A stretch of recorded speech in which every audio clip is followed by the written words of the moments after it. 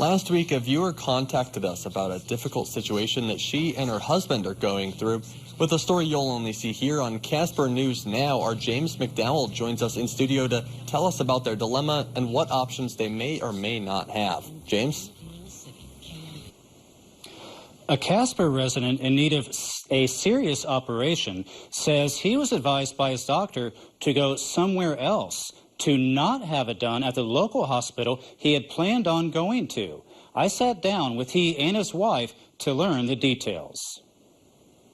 Casper resident Michael Parrish has had a bad back for 2 decades, stemming from work-related wear and tear, which has required multiple operations.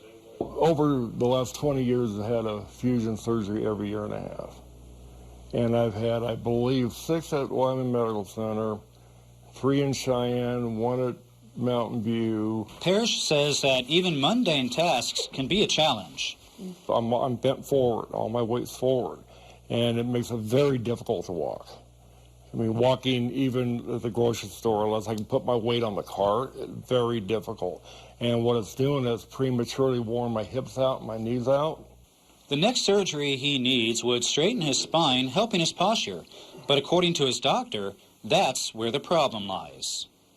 The level of care there is not adequate to do the surgery because of the high-risk surgery, and the possibility of me going into the ICU is pretty high. And they do not have a physician. You talk to somebody in Arizona on a computer screen.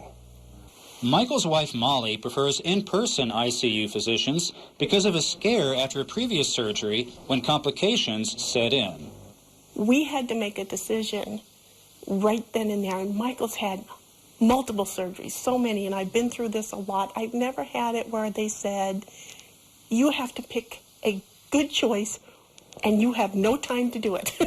And so you really need somebody that's talking to you and that will help you get through this. And I can't imagine having to do that through a monitor. If I go to another state, we're probably looking at New York, maybe California, and that's a big traveling issue with me, especially now that I've had the blood clot, and that is always a concern. And so we don't know what we're going to do.